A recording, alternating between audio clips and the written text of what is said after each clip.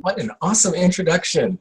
Okay, thank you for having me here tonight. I am super excited. I still get nervous doing these calls. I do a lot of them, but I'll honestly with you guys, it's a little nervous. Hopefully once I get started, we'll get all that worked out. So tonight I will talk to you a little bit about my story, my transformation story, a little bit of why I decided to become a coach and how all that came to be. And then get into a little bit, since I'm going to share my story, I thought maybe I'd touch a little bit upon some key factors when you're sharing your story with other people. And then maybe move on to, depends how much time we have, and then move on to some other things. So yes, I am a 3-star diamond Beachbody coach. I've been coaching now for 4 years. This is my anniversary. I became a coach in January of 2013, so towards the end of January. So this is my 4-year anniversary of being a coach. My fitness anniversary is, I have lots of anniversaries coming up. My fitness anniversary is coming up in July of this year, which will be 5 years of starting this journey and towards fitness and health and sustaining it. And then I have another anniversary coming up, which I am super, super proud of, and that will be on May 11th of this year, and that will be my 5 years of sobriety. And that ties into my story, so I'm going to start there. All my life, I've been an alcoholic. My father was an alcoholic, my brother was an alcoholic. And growing up, it was difficult with my dad. A lot of, I can't say that our family was, really dysfunctional and abusive. It was, it was a family. We were a family, but my dad was an alcoholic, and there were times where he would disappear for days, for weeks. There were times when, he would take out things on my mom when I was a little kid. So I grew up with that, and I always vowed to myself, because I saw all this, that, that I would never, ever become an alcoholic. I would never, ever be like my dad. And, genetics and has a way of kind of, changing that a little bit. So, it started small, just drinking, partying, when I was younger. And then I got married. I am married. Let me tell you that. Wonderful woman. Her name's Andrea. We've been married. Another anniversary. Coming up on 19 years in July. And what happened, what really put me over the edge was pretty much I had my own business. It was my own software design business. And I did a lot of work from home, which gave me lots of time for my drinking. But what happened was when the market crashed, when the economy crashed, I lost that business. I tried to keep it afloat for as long as I could, and I racked up a ton of debt, personal debt, putting on my personal credit cards. And that's when not only the drinking got really out of control, but I was also, anxiety, depression, seeing doctors. I had multiple doctors that I would see so I can get my prescription of Xanax. I had prescriptions for Oxycontin. So it was just I was going down a really, really bad path. And I hit many different bottoms. Sometimes alcoholics, they'll talk to you and say they hit that one major bottom. And well, I had like 100 major bottoms. But one of them that I'll share with you guys, I shared this with my team a couple weeks ago on a call that I did, was there was one morning after a night of heavy drinking that I woke up, and my routine usually was that I would drink till I passed out. And then in the morning I would wake up, and, it used to be, as an alcoholic, it used to be like I would drink, pass out, and then be hungover and be able to sleep like all day or whatever, and then get up and do whatever. But I got to the point where I couldn't even sleep. Like I would wake up, still be half drunk, half hungover, and I couldn't get back to sleep. And that's where the Xanax came in. So that's why I was using Xanax to get back to sleep. So, so this one morning, I took a bunch of Xanax. I drinking all night long, and then I couldn't remember how many pills that I took, and I couldn't remember if I took any other pills. And then I started having a panic attack, anxiety, my heart's racing, everything. I just feel like that impending doom, something bad's going to happen. So I called 911. They came out, and the whole time my wife was at work, so didn't want to bother her. They came out, took me to the hospital, and I remember they wheeled me into the emergency room, and it was a very busy day that day. There were all of the emergency ER rooms were filled. So they kind of left me on the gurney, like out next to the nurses station. So I didn't have like my own room, but I had my IV in and all that stuff. And by that time, I was calming down a little bit. I wasn't like freaking out like I was before. And then I'm laying there, and all of a sudden, like over the loudspeaker, code blue goes off, and I see nurses and I see doctors running, and they're running to another room that's over there. Somebody was dying. Somebody was, flatlining. And I saw the family across the room or whatever, and everyone's crying. And in my head, I'm thinking to myself, that person's over there. Maybe they were in a car accident.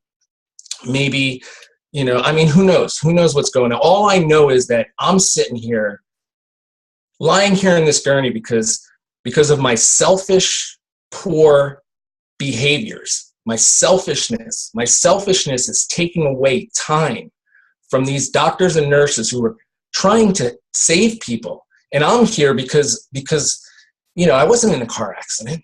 I'm here because of the poor choices that I'm making in my life. And it kind of hit me. I'm like, what am I doing? These people who have jobs, to save lives, it's just like, so right. I got up, I pulled my own IV out. I walked out the door. I called my friend to come pick me up from the hospital. And I wish I could tell you guys that, I completely quit drinking then, and then my life started anew. It didn't quite happen like that, but that was a turning point, because it got me thinking. It got me, really contemplating what I wanted to do. I had those two paths in front of me, and that one path was going to lead to, death. I probably, if I would have continued, maybe a few years, and that would be it.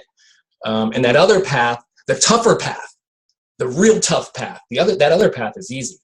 But this tough path was the path to get clean, was the path to get my life back together, the path to do something with my life. At 39 years old, can I still do something? So that's when I decided to take that tough path. I went into rehab, and I was in rehab for almost 2 months.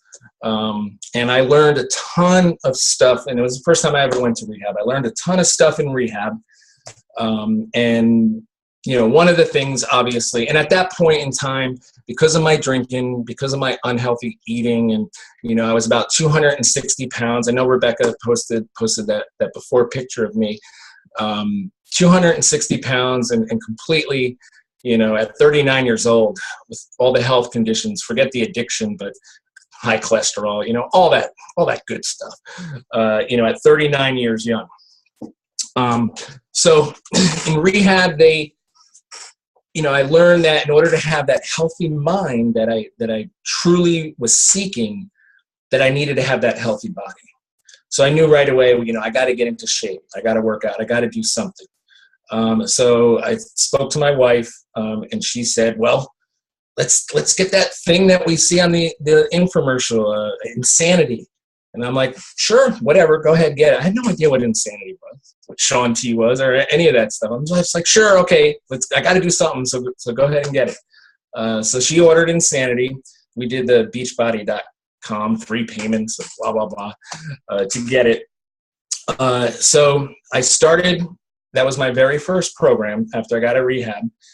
That was on July 4th. I'll never forget it because it's July 4th when I did my first fit test, and pretty much took about an hour. I don't know if any of you guys ever have done Insanity, but it took me about an hour and a half just to do the fit test.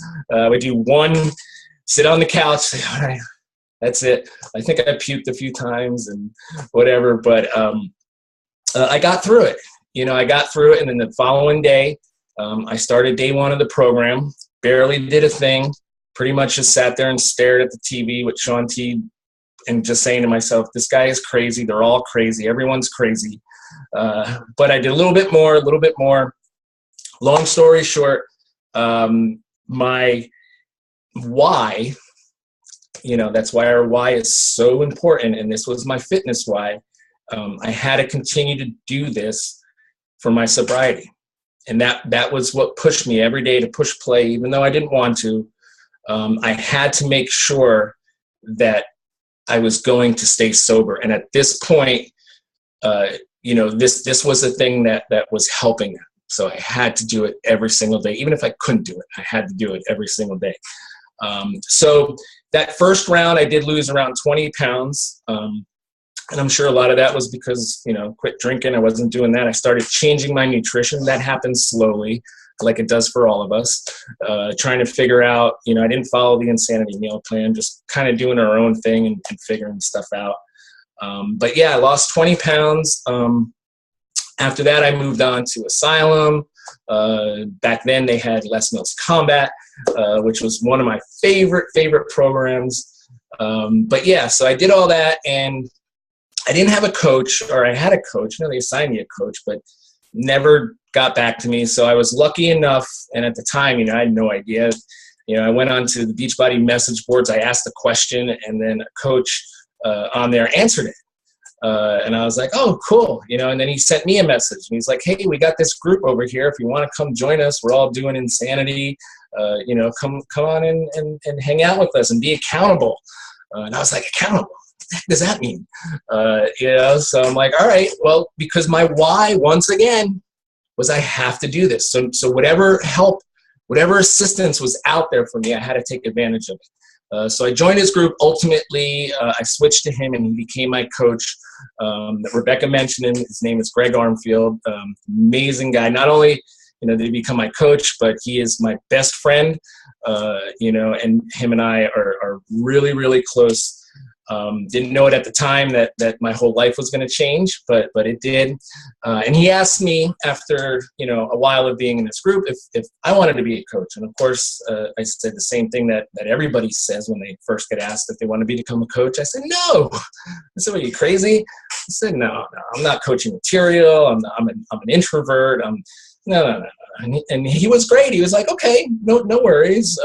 Maybe I'll ask you again, maybe in a month or so. And I'm like, okay, that's fine. So at this point, as with a lot of people, I was using Shakeology, was hooked on it. I knew I was going to get more programs. So the ultimate reason why I became a coach was for the discount, was for the 25% discount on Shakeology and to get all my future programs. No all access BOD back then. There wasn't even BOD back then. So I became a coach, and then something magical happened. When you're, and you guys know it, when you're fitness, when you're, just doing the fitness part, and you're in an accountability group, you're only exposed to, maybe half, not even half of the whole Beachbody world.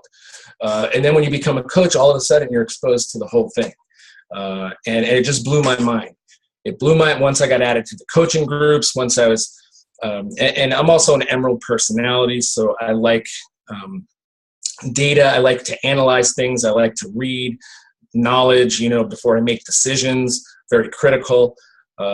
So, after I became a coach, I went through the back office and I read everything, and I read, what, how it works and the skeleton and all that. And I didn't, get it all right away, but I was like, wow, this is something that could, possibly financially, be an avenue that I can take. So then my why changed a little bit, and it became, and I had some financial goals wrapped around in my why. But then my coaching why took a real turn when I decided to take the plunge and do my own group on my own. So once I did that, and then I started meeting people, and they started, coming into my groups, and I was now the leader. I was now the coach. My why just exploded, because one of the things that for addicts, one of the things that happens when an addict quits or tries to quit, no matter what drug it is, no matter what addiction it is that all that time that was spent with that addiction, all of that, time doing it, time thinking about doing it when you're not doing it, all that time all of a sudden is now free. It's available. And if you don't replace it with something that is positive, something that is going to keep you busy, you're going to go right back to those negative behaviors. And that's why a lot of people relapse, because they don't find anything positive to replace that void that is now there. So boom, coaching. This could do that. This could really, and I'm helping people, bonus, so that became my coaching why. And that's still my coaching why today, is that I coach to stay sober. I coach to stay happy. That is, I coach because I need to, I'm selfish once again. I need to have people in my life who are working hard, who are positive people, who are uplifting people, who are encouraging people, motivating people. I need to have them around me at all times. And with the coaching community, that is something that I have. With my challengers, that is something that I have. I feed off of the success and the strength that they have, and it keeps me going. And that's why I work even harder and try even harder to make sure everyone is getting their results. And the money thing, it wasn't even a factor. I was just going to be happy if I made enough to pay for my Shakeology. Look, I get free Shakeology every month, And what I found, so I wasn't chasing dollars. What I found was by helping people and by just giving without expecting anything at all in return, I started getting in return. I started receiving. Not only receiving, like I just talked about, emotionally and receiving that strength, but I started making some money. And once I started, really learning about volume and recruiting coaches and teaching and training and doing all that stuff, that's when my business really started to take off. So that's pretty much how I got into coaching, how it has changed. So I talked a little bit about, coaching why, so I'll just expand on that a little bit more. You guys know how important that is to have. And for each one of us, it's going to be something that is different.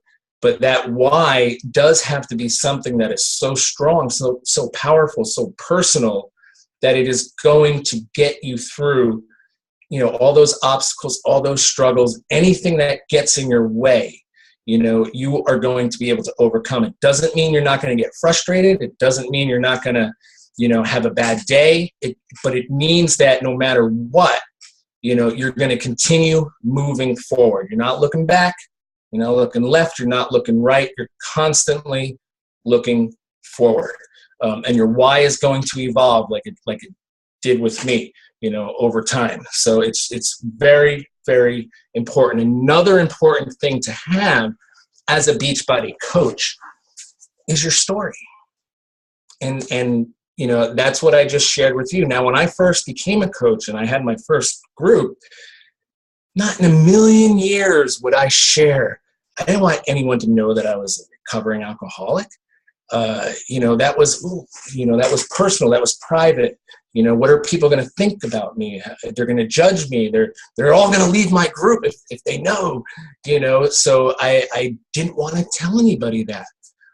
But through coaching and through personal development, and then I heard one coach, and I'll never forget it, and they were talking about story, and they said, don't you dare keep somebody's future locked away inside your mouth.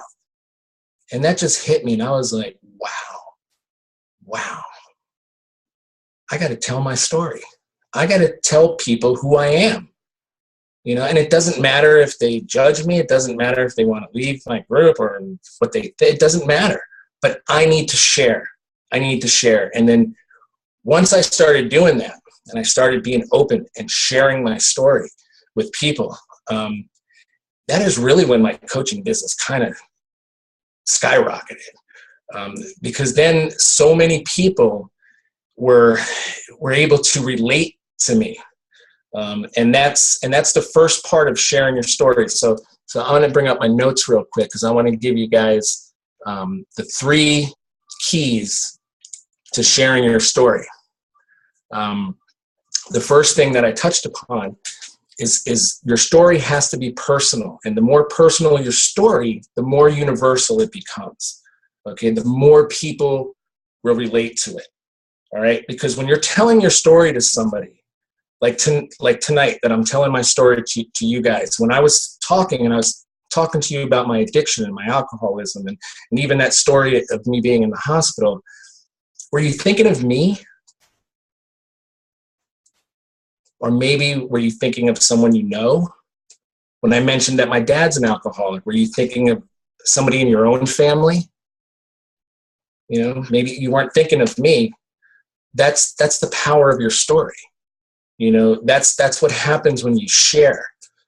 So the more personal you are, and don't be afraid to do it. I know it's tough. I had tons and tons of fear about opening up. We all have a story. Everyone here on this call has a story. And there's probably, some of those things that you've shared, maybe some that you haven't. Maybe you haven't shared anything yet, but once you do, it's like a weight that gets lifted off you. And you're going to see the results of that, and the more personal it is, the more people are going to relate to it. And it's a work in progress. It takes time before because I didn't come out all at once with my story, just a little bit here, a little bit there, a little bit there. And then that's when I started getting emails from some of my challengers that were saying, oh, I'm struggling with that too. How did you do it? Or I have a brother who is struggling with that, and now all of a sudden I wasn't just a fitness coach, I was something more, life coach, so don't keep that locked away. That's how you make those connections with people. The second one, and this sometimes is a little bit hard for people to get, is physicality. Having physicality with your story, having a predator mentality. When you think of predators, you think of lions, cheetahs, falcons, sharks. They just go with their predator instincts, and they're unapologetic about what they're doing. And that's what you have to also bring forth when you're telling your story. Have your physicality. Physicality is important when you are a leader. Think about this. Think about some jobs out there where that physicality is important. How about a firefighter, right? Would you, if your building is on fire and you see the firefighters come, what do? They come, they're organized, they got this presence about them, they know what to do, you can feel their physicality, you can feel it, what if a firefighter comes to a burning building and they're just kind of like, oh, look, that building's on fire. What should we do? I don't know. That's the same thing as a coach being a leader. When you're talking to your team, when you're talking to your challengers, you have that presence that's there when you're telling your story. You have that physicality that goes with it. Okay. And the final thing is generosity. Okay. And I don't mean generosity like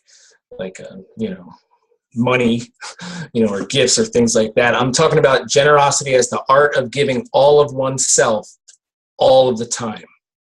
So I always think about that. I always think, how much of myself can I give to other people? How generous can I be to other people? That's also where it kind of ties into your physicality, your enthusiasm, your excitement as coaches. That word right there, that's one of my favorite words, enthusiasm. Okay, because that is, no matter what is going on in your life, no matter what is going on in the world, and there's lots of stuff going on in the world right now, whatever is happening, you are still a leader. You have to have that enthusiasm, and you have to have that generous spirit that you're constantly bringing value to everyone that you talk to, everyone that you meet. Yes, you can have a bad day. I have bad days. I have days where I wake up and sometimes it's like, oh, a little bit tired. Body beast workout last night. Oh God. I wish I could lay in bed for another hour because, I also have a day job. I don't coach full time yet. I kind of do coach full time, but I still have a 40-hour-a-week job. But I still get up at 4 a.m. every single day, and I work on my coaching business. I don't care what is going on, 7 days a week, 365 a year. I don't have days off when it comes to coaching. All my days are days on when it comes to coaching. And this is me, guys. Okay. I'm a business builder. My why requires me to have that type of passion and purpose for it. But however you're working the business as a hobby, maybe a business builder, maybe you don't know yet, which is fine. But as a business builder, if you want to really, build a business, treat this like a business, that's what you have to do. I get up at 4 a.m., I work. I do my workout. I get some personal development in. And then take a shower, go to work for 8 hours, 9 hours, come home and go right back to work. And then I'm working until I go to bed. And then I do it all over again because I have my vision. I have my goals. I wasn't going to go into this, but I will. Going back to my why, I have those financial whys. I love my job. Love it. I am a park supervisor at one of the largest parks in South Florida. It's called Tradewinds Park. It is awesome. I love what I do over there. However, it is not going to take care of Andrea and I when we get older. When we retire, that money is not going to do it, that we're putting into our retirement fund, that they're putting in for us. I hate the fact that somebody puts a number on me and says, this is how much you're worth an hour. I hate the fact that I have to get approval if I want to take a vacation. I hate all of that stuff. And that's why I'm working as hard as I work, because I don't want to have that. I want to be able to have that financial freedom. I want to be able, my wife and I, we love to travel. I want to be able to travel and do things that we used to just talk and dream about. And in the back of my head, I was always going, we're never going to be able to do that. Now we can. Now we can do that. With coaching, last year for my wife's birthday, I got her tickets for a European cruise, which we are going on in a couple months, all paid for by coaching. So it's it's there. You got to have that. You got to have that why. You got to have your story. Okay. You got to have vision. You got to have that vision. And most of all, you got to have that belief. You got to believe that you can do it. You got to believe in yourself. You got to believe in Beachbody. You got to believe in the system. You got to believe in the products. And I know you guys already do, but you got to believe in it so much that that you will climb the mountain and scream it from the top of your lungs to everyone you meet, everywhere you go, the supermarket, go to the salon, everywhere I go, I'm always wearing Beachbody, Beachbody shirts, shorts. I usually have my Shakeology shaker cup with me if I'm going out. Today I went and okay, is there any guys on the call? I do have my man card. Today I went and got my salon day. I got the eyebrows done and the waxing and all that stuff. And I bring my shaker cup. The girl who does my eyebrows, she's on Shakeology. She didn't get it right away, but I've been going to her for 6 months now. And after talking about it, now she's one of my customers. And that's the one mistake that a lot of people make when they join a business like we have, is that they feel fearful to talk about it to other people or share it with other people, what they're doing, and share about the products, and if that's your mentality, you got to get over that. You got to get over that. You got to, scream it at people. They got to see it in your physicality, and then your generosity by sharing that with them, by changing lives. If you don't do that, and I know it's tough, I know it's coming out of your comfort zone, but you have to. And then the rewards that you're going to experience are just going to be amazing. Okay, you got to believe that you can do it. Great story on belief. I don't know if you guys ever heard the name Roger Bannister before. Real quick, I'll tell you about him. He was back in 1953 or 54, I think it was. At that point in time, there was nobody in the world, nobody who ever ran a mile in under 4 minutes. Nobody had ever done it. In fact, doctors thought it was impossible to do. They thought if someone tried to do it, their heart would explode. It's impossible. No one can run a mile in under 4 minutes. But back in 1954, Roger Bannister, he was the first man to ever run a mile in under 4 minutes. First man ever to do it. Okay? Because he believed he could do it. All right? But that's not the end of the story. After Roger Bannister did it back in 1954, that within 6 months, dozens and dozens of other people did it. Because now they believed. They saw someone else do it. And they said, wait a minute, I can do it too. So before then, nobody had ever done it before. And then he does it, and then within 6 months, dozens of other people are able to do it. That's the power of belief. Okay, so you need to have that. How are we doing on time, Rebecca? There are no objections to your time because we are literally hanging on every word that you are saying. So if you have more to say, we are all ears. This is so valuable. From the time you opened your mouth, and I mean, it's amazing. And I think everybody can say that right now. So please just share. You're free. Okay. I'll leave some time for questions.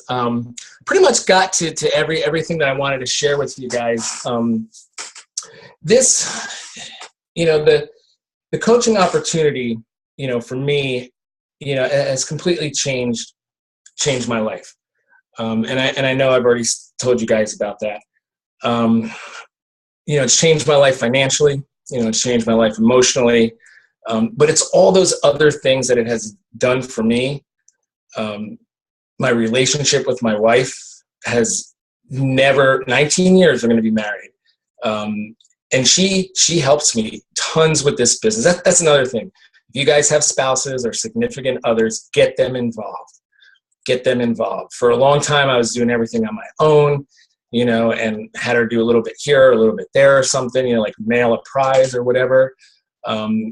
But then, you know, just like I talked about sharing your passion and purpose, you got to share it with your spouse or your significant other too. You know, you got to share it with those people that you love. Okay. So, you know, because of this opportunity, our relationship now has, after 19 years, I swear to you guys, every day feels like we're newlyweds again. You know, it's incredible, you know, and the relationships that I have built with other people, you know, other coaches, my coaches, with our team, our upline team. You know, I mentioned my coach, you know, Greg Armfield, this guy who I never met before, you know, and, you know, I joined his group. I have no idea what he's talking about, accountability, whatever, you know. If you would have told me, well, this is the guy, and you know, in a few years you're going to be visiting him in DC, staying at his house, and his, you know, and you're going to go out to dinner, and he's going to put you up on stage so you can share your story with a bunch of, you know, 1,000 strangers. I would have looked at you and laughed and been like, yeah, right. Yeah, I don't think so. That's not me. You know, so, you know, everything has just completely changed. And I, you know, it's not only because of the opportunity that exists here with coaching and what you can do, you know, but it's because if you have those things that I talked about, willing to share your story, you know, people won't judge you negatively. And you know what? If somebody does, who the heck cares? They don't need to be in your life anyway. You know, what is that adage? You know, you are the sum of the 5 people you hang around with the most. You talk like them, you dress like them, you know, you think like them, you know. So make sure you're hanging out with the right people who are uplifting you, the people who are getting you closer to your goals and not pulling you further away. But yeah, you know, it's been an incredible journey, and I truly believe, I know, you know, it's just getting started. This is nothing. So, you know, I don't know where all you guys are at, you know, in your coaching career, maybe new coaches, maybe vet coaches, you know, but this opportunity, if you put everything into it, you know, you put your heart into it, you know, if you're real, if you're genuine, you know, if you give of yourself 100%, that generosity that I talked about, the rewards that come back to you are incredible. Financial rewards, they're nice, but all those other things that you're going to experience, it's magical. It's a magical ride. All right, I'll stop there in case if you guys want any questions. And by the way, I am an open book, completely transparent. If you talk to any of my coaches, they'll tell you that, you know, so there's nothing off limits if you want to ask me anything. Let me get big screen here. Okay. Yeah, you guys go ahead. If you have questions, go ahead and unmute your line and ask. Go ahead, Melinda. I see your finger up. Go ahead. So your story is amazing. Thank you for sharing. I know it's hard when we open ourselves up, no matter how many times we do it. So thank you for sharing. Thank you for that. My question actually has to do with coaching from a guy's perspective. So I just had a guy join my team, and I know for a fact the way that we women coach and the things that we've talked about on our calls and stuff won't necessarily work for him. So I'm trying my best. He hasn't really jumped on board, but I kind of think he wants to. But I just don't know how to guide him from a leadership standpoint, being female and knowing the way that we do coaching versus the way a guy does coaching. So if you have anything like that. And then I had a second question, so you can answer that one and then I'll ask the other one. Okay, so is this somebody, he's a coach already or he's just a customer? He's a coach already. So it happens to be my coworker. I work with her. I'm a dental hygienist, and she's an assistant/receptionist in my office.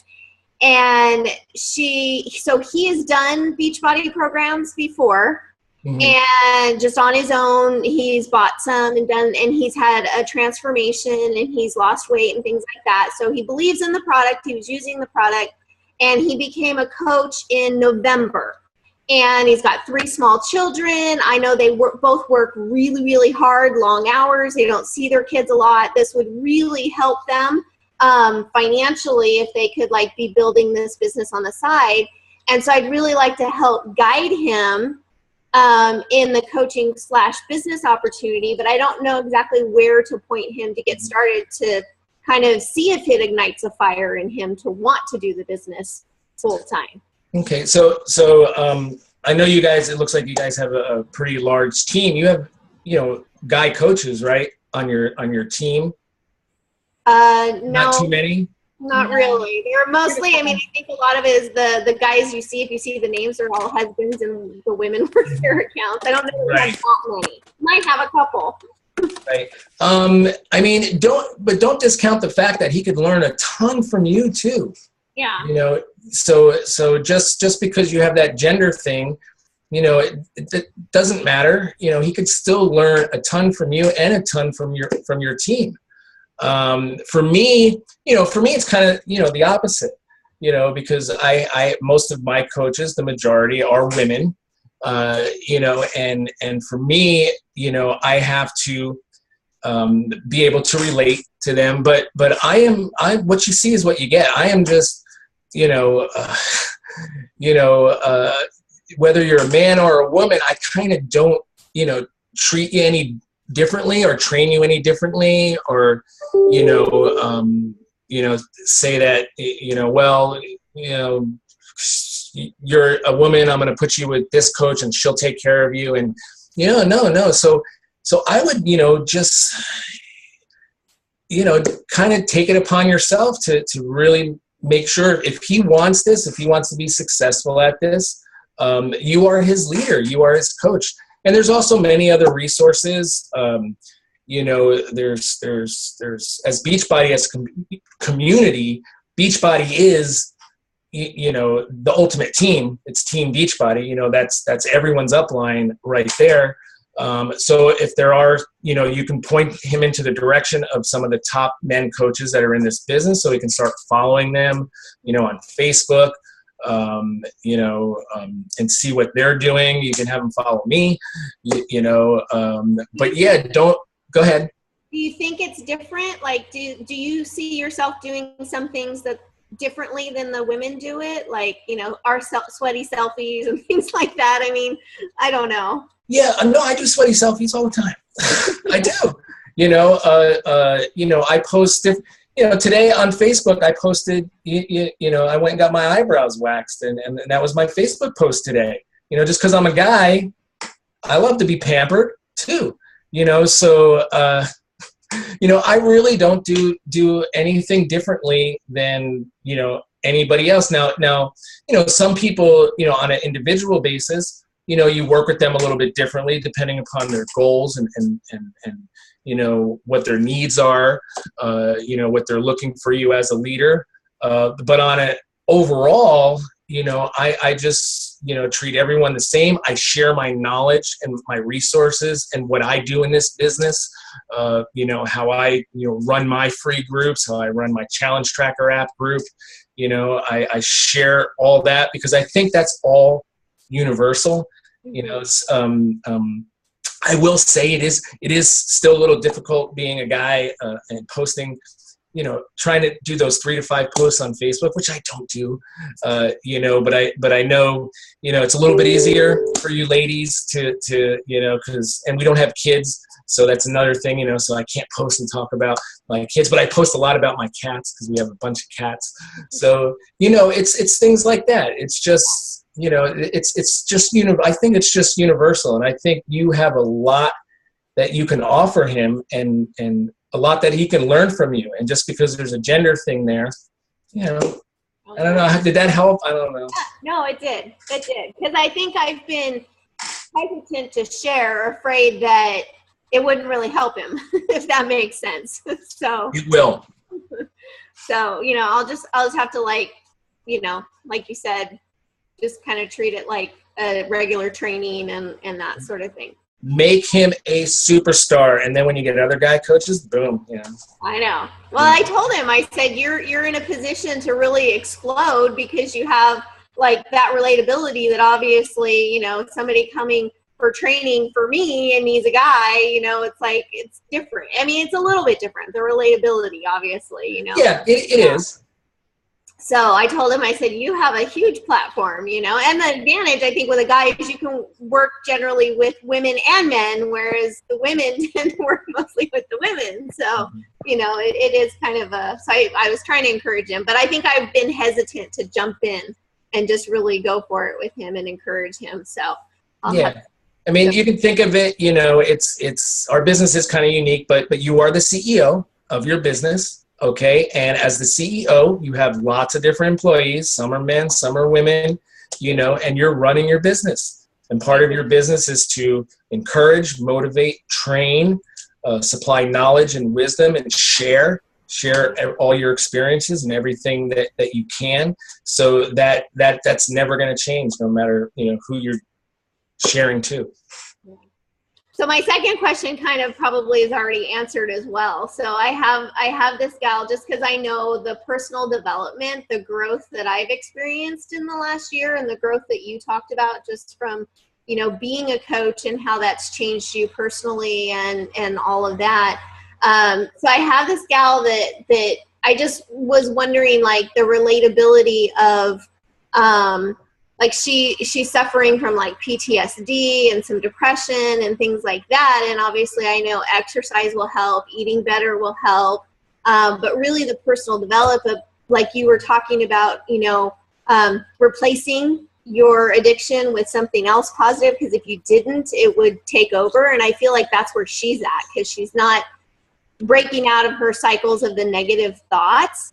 So, like, what kinds of things do you think are inspiring for that? Because I don't have a story like yours, and I know mine's just as important, and I know it's different.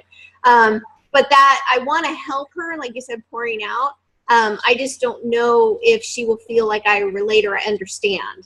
And so, from your perspective, how would you go about talking to somebody like that? Yeah, it's tough because, you know, I've had people, you know, all different types of people with all different types of, we'll use the word ailments, I guess, you know, whether they're mental, physical, you know, and the first thing you always have to remember is that you are not a doctor, you are not a counselor, you know, you are a coach. So there's fine line there where you do not want to give any sort of advice in that realm, but you are there to offer that assistance with you know, exercise and eating healthy, you know, tips on, you know, less stress. But you just got to be really careful in those situations with the types of recommendations that you will give somebody. Because you know, we're not doctors, we're not fitness experts or certified therapists or counselors, but that still doesn't mean we can't do our best within our limits to help people. So I hope that helped a little bit. Yeah, it does. Thank you. You're welcome. I have a question, Brian. Yeah.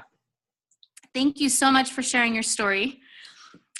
We love when men come in and share their story. It's a big deal. So I've been on my journey all my life. I've struggled with my weight, but the last year I've lost 50 pounds, and I've done that. Thank you.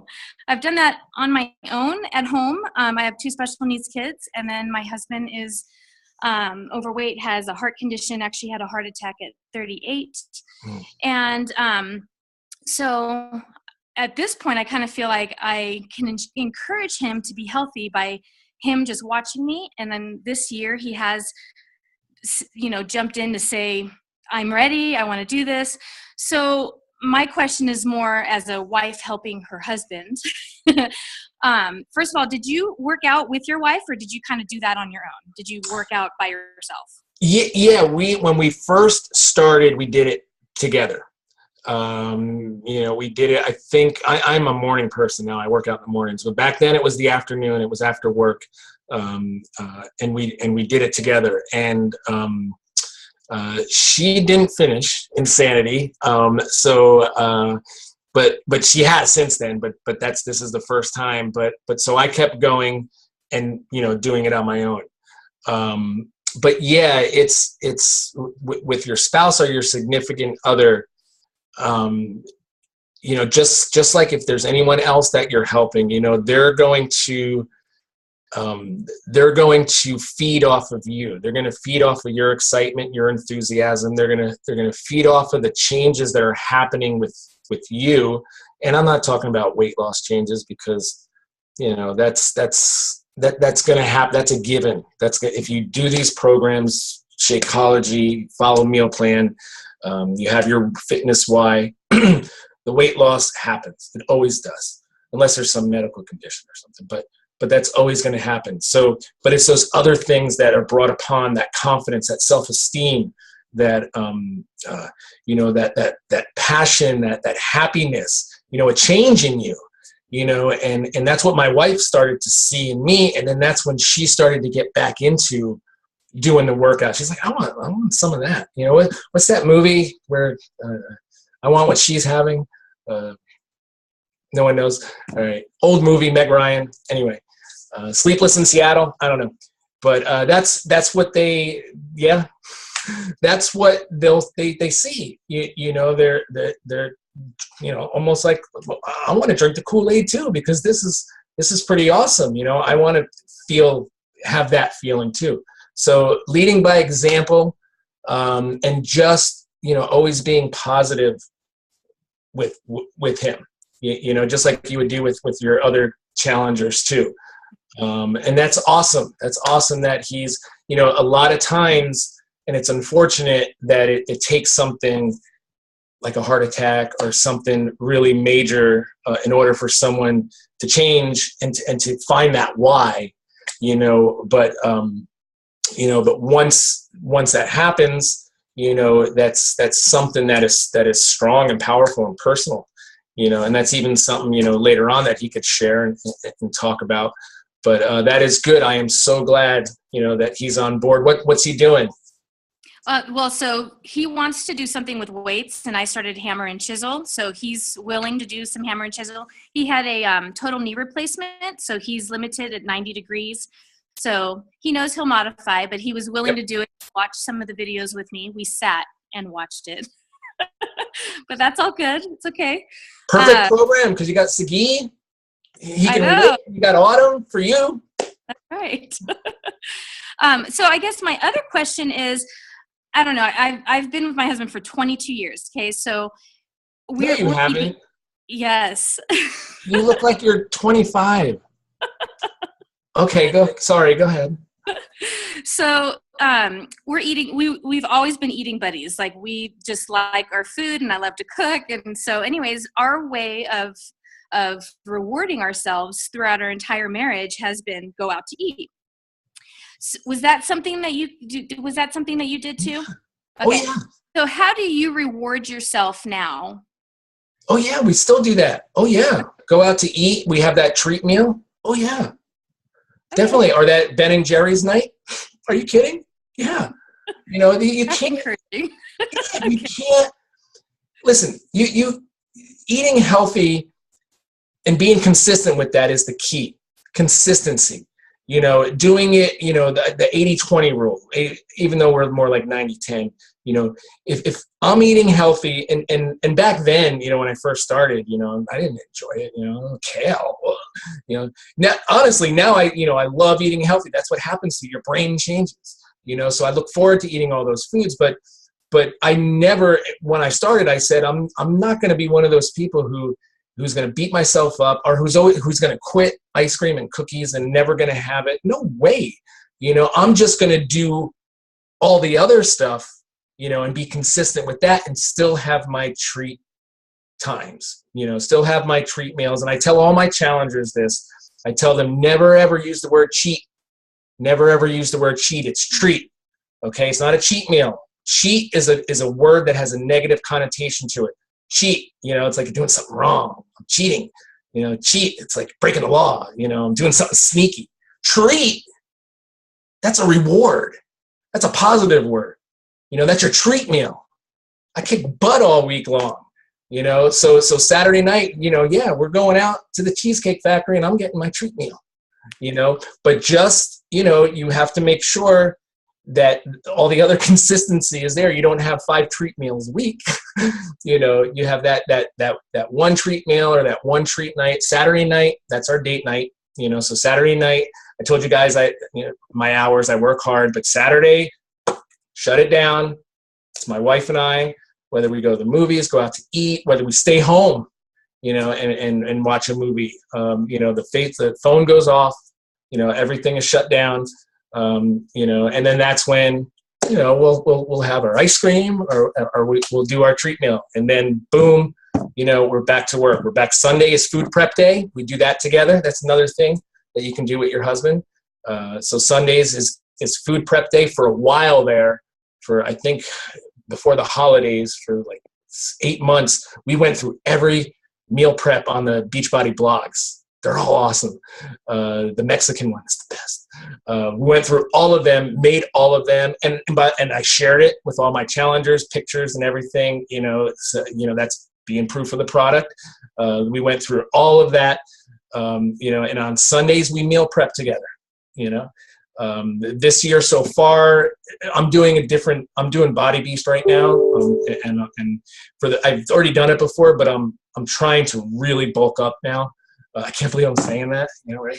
100 pounds I lost, and now I want to bulk up. But I do, and I'm doing it healthy, but you got to eat a lot. My wife doesn't eat, all that stuff. But, I'm eating like 6 eggs for breakfast and, but, so that's our time together too, is doing our meal prep. I don't know if I answered your question. I kind of went off there. You did. I think it's just hearing your version of how that works. As a couple, I think it's important. I love that he wants to do that with me, and just it's encouraging just to hear your walk and how you and your wife are in it together. And even times when she wasn't really on it, and you continue and you kind of encouraged her by just doing what you're doing. I love that. So awesome. Yeah, thank you. You're welcome. Brian, I would be curious to know, what does especially since you work 40 hours a week, what would you say your power hour looks like, or how are you able to invest in the business? I know you said that your wife helps you too. What does that look like on a daily basis or a weekly basis? It pretty much, my power hours, pretty much, in the morning. What I typically do at night before bed is, and I'm a technical guy, but I usually either use pen or paper at night, or I use my phone, the notes in my phone, and I just brainstorm everything I got to do the next day. Everything I got to do. Posting, and even if it's stuff, and this is another good tip, guys. Even if it's stuff you kind of do on an everyday basis, like your workout, or or checking in with your challenge group, I still write that down. I still write everything down.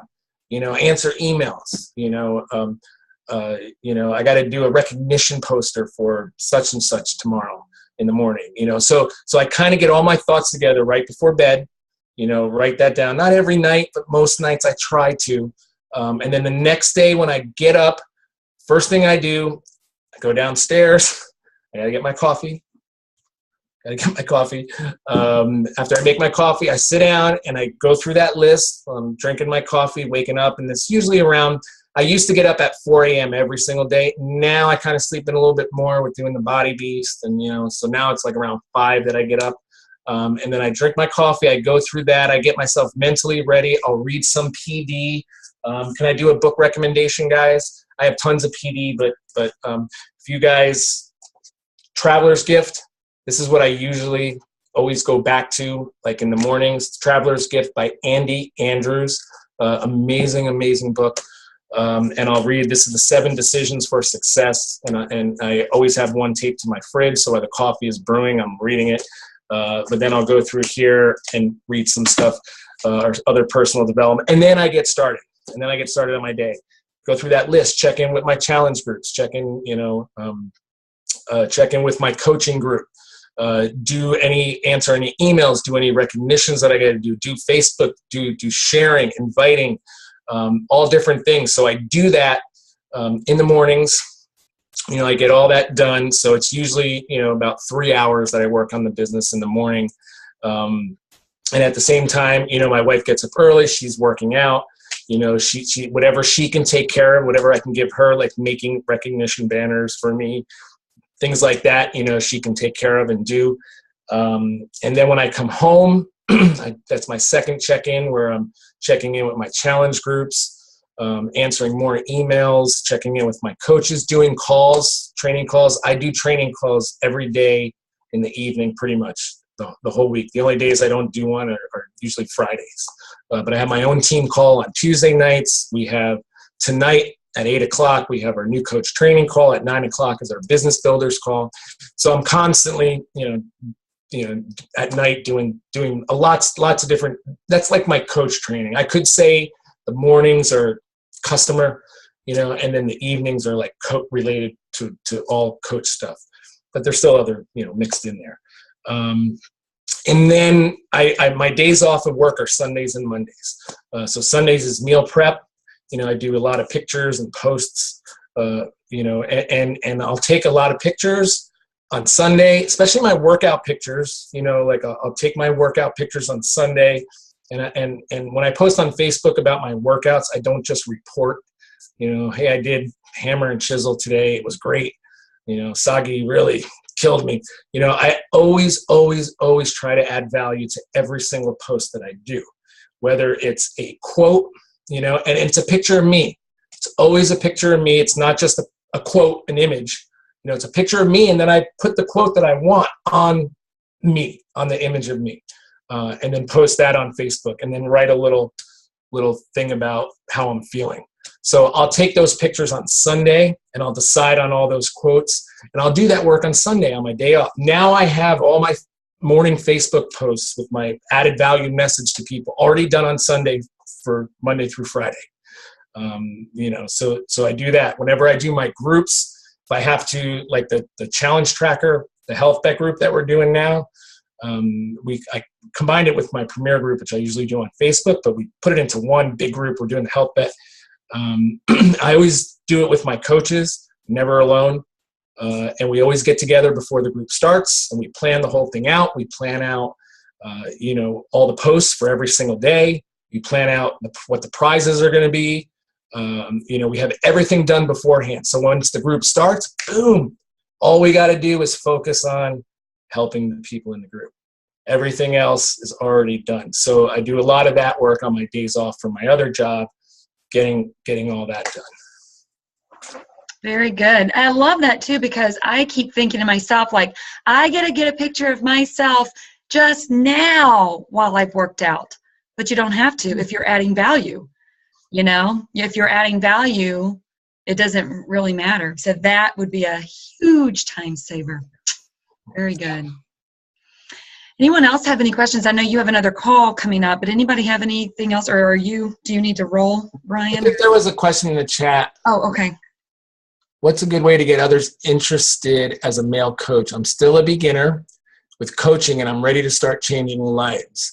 That was from Clayton. What's a good way to get others interested as a male coach? It goes back to the vital behaviors. It goes back to attracting, connecting, and sharing, and then inviting. What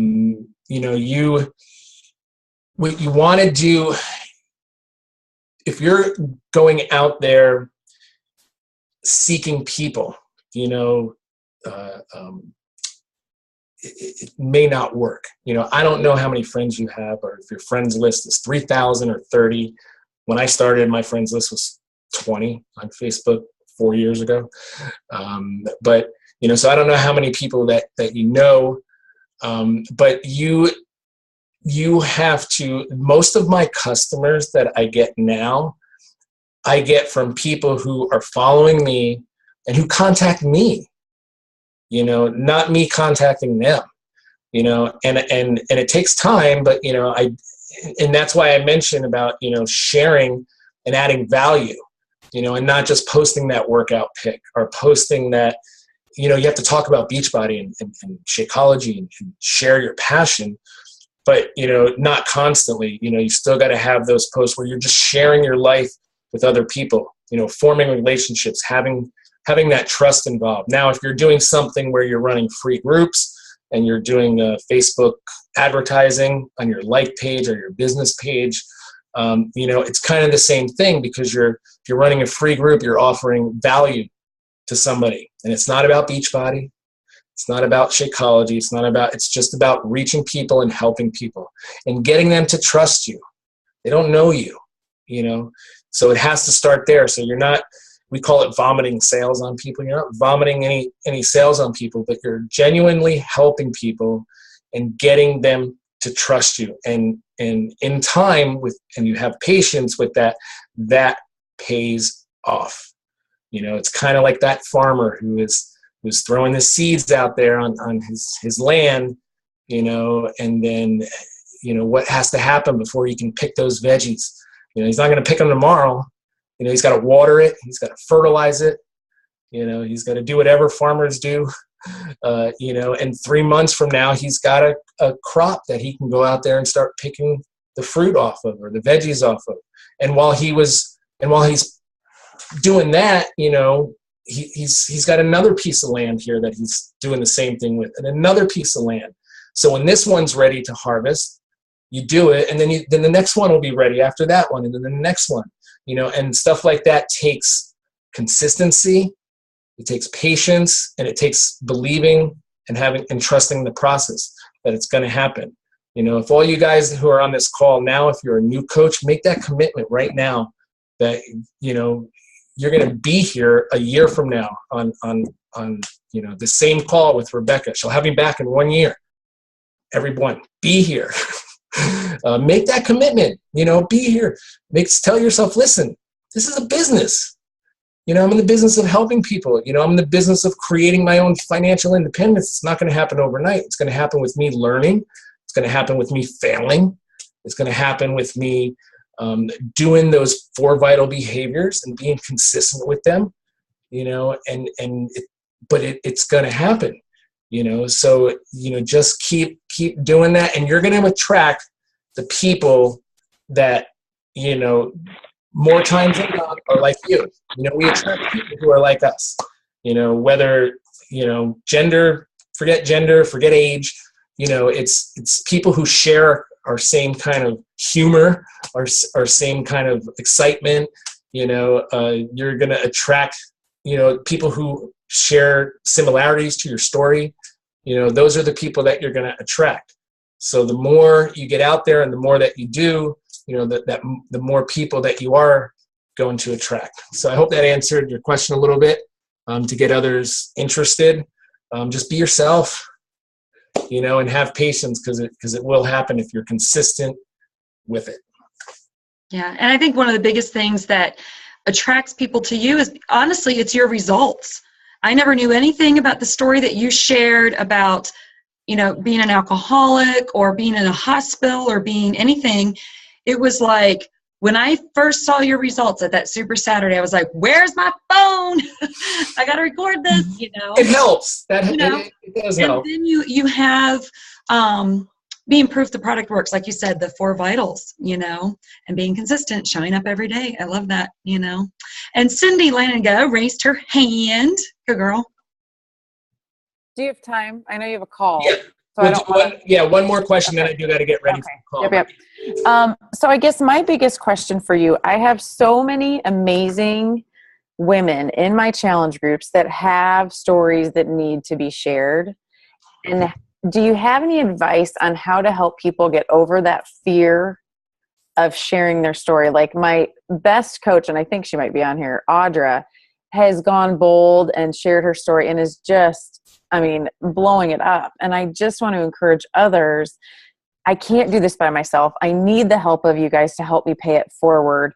But giving them that encouragement and that boldness and really empowering them to do that, I just don't think I do that well. Two things. Lead by example, which you're all already doing. You know, everybody, we're all unique. Everybody has different timetables on when that will happen. But lead by example. Never push anybody to share if they're not ready. But you know, celebrate when someone does share, like you said with your other coach. Okay. And number two is personal development. You know, get them involved in personal development. Okay. You know, that was when I first became a coach, and everyone was talking about, even my coach, personal development. I was like, I don't need that. You know, what is reading a book or listening to, you know, what is it going to do for me?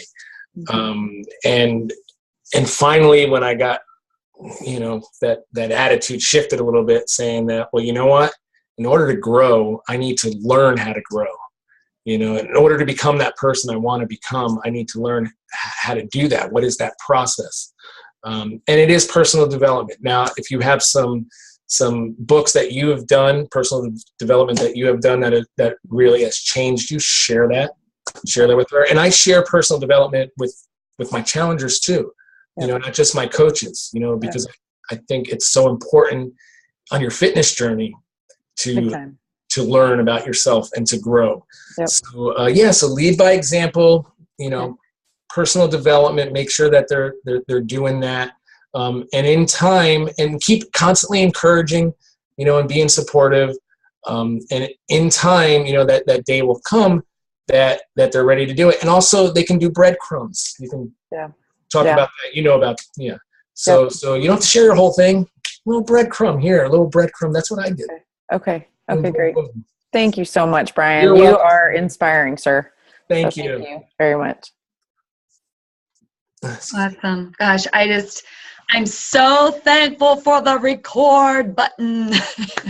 and I didn't record the introduction, but I got it right as soon as you started. I am blown away. You added so much value to us. I mean, you said that you were an emerald, but you really you've tapped into all of them, because you are a go-getter, you work a full-time job, and you're going after this like a true ruby. You have a heart of gold. Like when you were sitting, like I want to tear up, but when you were in the hospital thinking about the other people, and you ripped the IV out of your arm because you're a pearl, you loved others more than yourself. You are a selfless man, and you constantly give. You know, your first words from me is like, have me on a team call, because you want to pour into others. So you've been just immensely so inspiring to us, and I just want to thank you so much. I just thank you so much. No problem. Thank you so much, Rebecca. Yeah. Thank you. And thank all of you guys. Thank you for being on the call tonight. And if you guys, you know, Rebecca has my information. If you guys ever want to follow him. I mean, your posts are awesome. They are inspiring. You're posting clear pictures of yourself with weights, you're tactfully posting with products. You are showing yourself, not just, you know, it's awesome. You need to follow him if you're not following him. So it's all just be yourself. I love the products. I love coaching. I love what I do. And I'm going to share that love with as many people as I can. Yeah. Awesome. All right, guys. Thank you so much for having me. All right. We'll see you later.